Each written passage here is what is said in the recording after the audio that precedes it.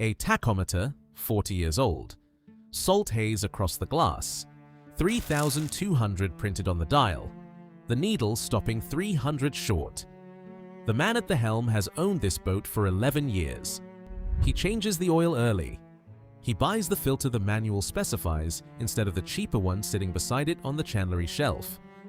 He has never once pushed the throttle to the stop because somebody told him it was kinda not to. By every measure he has ever been given, he is a careful owner. That 300 RPM gap on his dial has been destroying his engine since the day he took delivery. Marine diesels are rarely killed by neglect, they are killed by care. What RPM do you actually cruise at, and when did you last run the throttle all the way to the stop? Put both numbers in the comments. This is the kind of thing yachts and boats takes apart. Subscribe so you catch the next one. The argument about this failure has been running in the marine engineering literature since at least 2004. Almost none of it has ever reached the people who own the engines. Habit 1 starts before you leave the dock. You turn the key and you let her warm up. 5 minutes at the pontoon, watching the temperature gauge, feeling responsible. Michael Harper, writing for Oceanic, sets out the traditional version. Run just above idle for no more than 5 minutes, then engage at light load under half of maximum RPM until the gauge climbs toward 85 degrees Celsius. John Harries, who runs Attainable Adventure Cruising and has spent decades running boats in high latitudes, says that advice is wrong. The oft-accepted wisdom that an engine should be warmed up at idle before loading, it was wrong. His method is to put her in gear almost immediately and raise the revs as she warms. Two respected authorities giving opposite instructions about the same engine. What makes the disagreement worth your attention is that both of them agree completely about the damage. Eric Clem, an engineer who writes regularly for the same site, puts it in one line. Most of the wear on the engine happens in the first 60 seconds after being started from cold. Cox Engineering, a British marine engineering firm, lists condensation of combustion products onto cold bores as a documented starting condition for the failure this entire video is about. The cold minute is dangerous, and nobody disputes it. The argument is only about whether standing at the pontoon makes it safer or worse, and after 20 years of that argument, no engine manufacturer has settled it in writing for the man who owns the boat. Habit 2 is the one you commit every single time you motor out of the harbor. You run her at low revs, 1600, maybe 18. She sounds relaxed. You feel like you are being gentle with an expensive machine you cannot easily replace. That gentleness has an industrial name. It is called wet stacking. At low load, combustion temperature drops. The burn goes incomplete. Unburned diesel passes straight through into the exhaust system and condenses there as an oily black residue that coats everything it touches. The threshold is documented. A diesel needs to run at a minimum of 60% of its rated power output for combustion to complete properly, and should never sit below 50% for extended periods. Ask yourself what percentage of rated output you were making on the way out of the marina this morning. Then the fuel finds the oil. Raw diesel washes down the cylinder walls and dilutes the lubricant, which is how a maintenance habit turns into bearing wear. Caterpillar publishes a white paper on wet stacking prevention for its 3500 series generator sets. The industrial world treats this as a named engineering problem with a documented solution. The recreational owner gets an oil change interval and nothing else. Harries reduces the correction to one sentence that reverses everything the average owner believes. The single best thing we can do to keep our diesel engines happy after regular oil changes and clean fuel is to run them hard. His number is wide open throttle, less 200 to 400 RPM, which sits a long way above the 2/3 most owners quietly settle into. Below 40% load is the line he tells owners never to cross.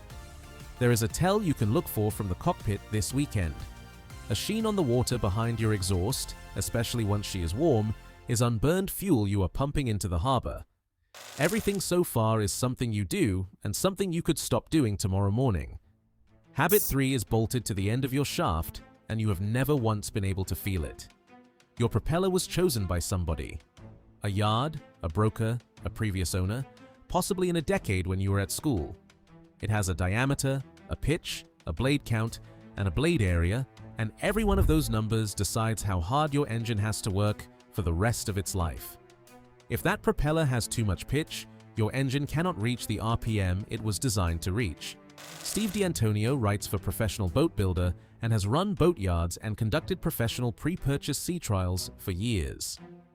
In September of 2010, he published The Tolerance, and it is the single hardest number in this entire subject.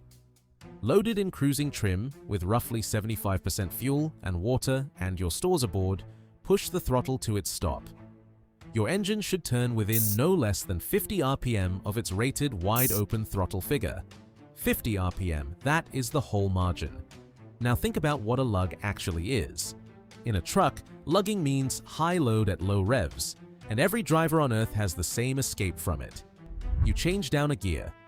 There is no gear to change down into on your boat. An overpitched propeller is not an occasional mistake. It is a permanent overload present on every engine hour from the day it was fitted until the day somebody pulls it off. And what happens next depends entirely on how old your engine is. On an older, mechanically injected diesel, the overload announces itself. The injection pump keeps delivering fuel the engine cannot burn cleanly, and you get black smoke, soot streaking the transom, and a visible cloud hanging astern. The engine confesses. On a modern electronically governed engine, according to D'Antonio, the control unit responds to the identical overload by quietly reducing the fuel it delivers. His term for the result is that the engine is derated without the owner's awareness. There is no smoke to see, no alarm to hear, and no fault code stored anywhere for a mechanic to find. You paid for 75 horsepower, a box decided you would get less than that, and it never told you. That is the part of this that genuinely bothers me. Not that the propeller is wrong, that the newer and more expensive your engine is, the better it is at hiding the fact from you. Which surprises you more, that the older engine tells you the truth, or that the newer one was designed to handle it silently? The test costs nothing. You need a clear stretch of water, a working tachometer, and the rated RPM figure from your engine plate. Everything else you already own. If she comes up short, do not touch the propeller yet. D'Antonio is explicit that pitch is the last thing you change, after exhaust back pressure and engine condition have been ruled out. A fouled hull and a tired engine produce the same reading. Habit 4 is about heat, and it applies to fewer of you than the internet would suggest. After a hard run under load, the turbocharger is still extremely hot. Shut the engine down at that moment and the oil pump stops instantly, leaving the trapped oil to cook against hot metal and turn to carbon that scores the bearings. The correction is roughly 5 minutes at idle after heavy running before you turn the key. Now the qualification nobody bothers with. Most sailboat auxiliaries do not have a turbocharger at all. In the Volvo Penta D2 range, the D250 and the D260 are naturally aspirated.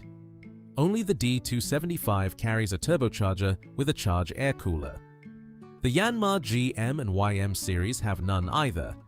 If your engine has no turbo, this habit is not yours, and anybody who tells you to cool it down has not looked at your engine. That distinction is how you work out whether the person advising you has ever actually opened an engine hatch.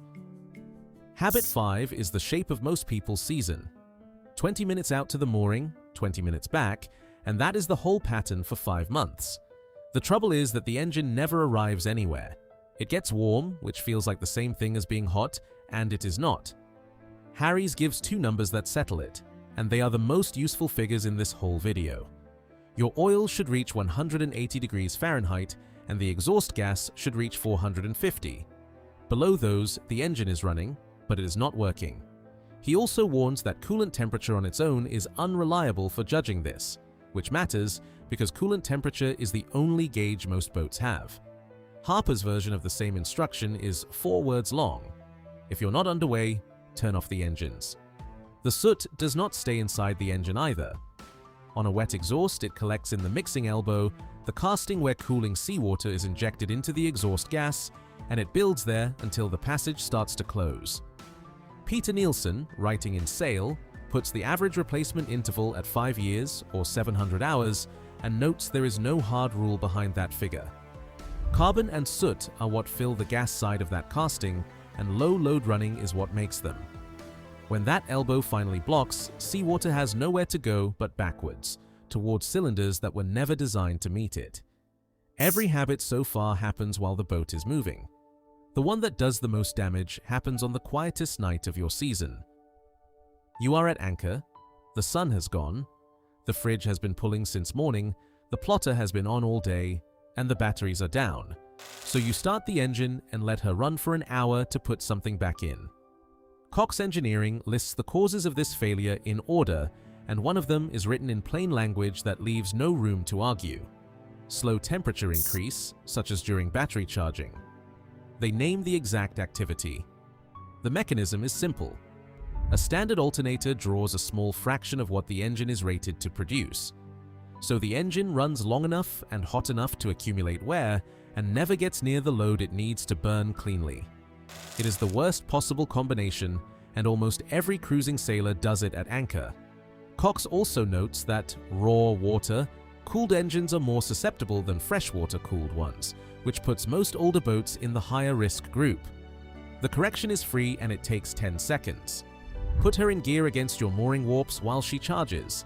The boat goes nowhere, the propeller loads the engine, and the whole failure mode disappears.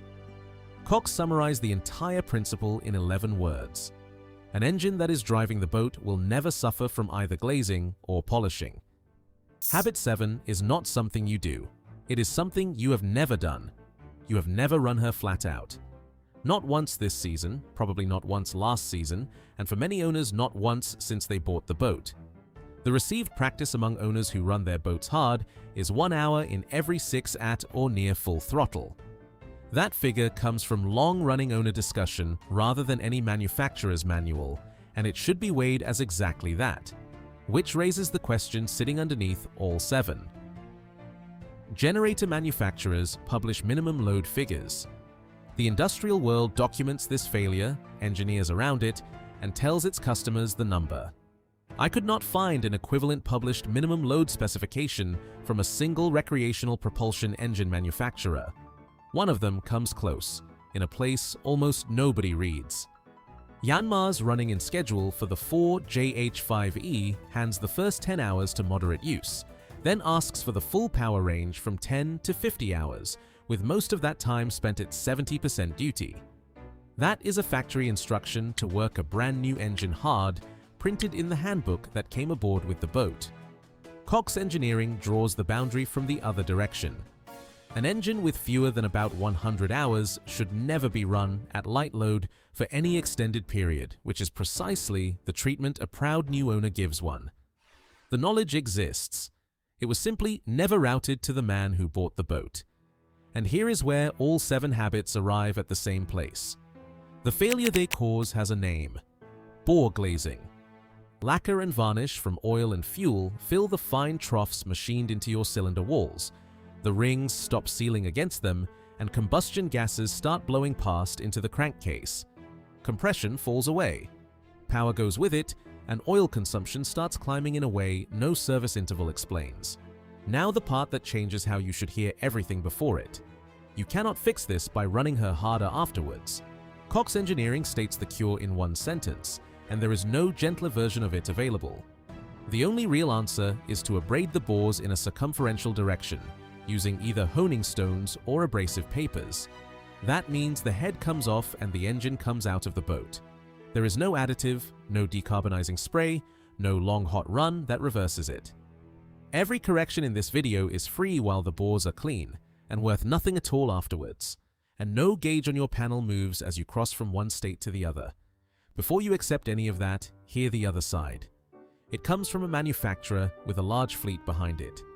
Beta Marine build their engines on Kubota industrial blocks. Their engineering position, as reported by an owner who spoke with them and posted the exchange on a British sailing forum, is that these units were designed for tractor and generator duty, where idling for hours is normal, and that across more than 11,000 engines sold, they had not had reports of glazing. That is a serious argument and deserves treating as one. It is also one owner's account of a conversation rather than a published beta statement, and it carries exactly that weight. The two camps have been arguing since 2004 and have not converged. What they do agree on is the direction of the effect. Every source in this video, including Beta, accepts that an engine which regularly reaches full operating temperature under real load will not develop the problem at all, which leaves the older boats in a strange place. By the mechanism, the 1970s auxiliary should have died first. Raw water cooled, more susceptible, no protection at all. They did not die. Perkins and Volvo and Yanmar units from that era are still running under boats today, and the reason has nothing to do with how they were built. Those owners had no shore power to plug into, no lithium bank holding 3 days of electricity, and no 200-amp alternator sitting there waiting to be fed, which meant the engine was almost never started for any purpose except driving the boat. The protection was never the engineering, it was the use case. And we have spent 40 years removing it, one convenience at a time, while telling ourselves we were being kind to the machine. Go and get your number. Rated RPM from the plate, actual RPM at the stop, in cruising trim, on a clear day. If the gap is more than 50, you now know something about your boat that no survey ever told you, and it cost you nothing to find out. That is what Yachts and Boats does with the things nobody writes down. Subscribe, because the next one takes apart the survey that was supposed to catch this and did not.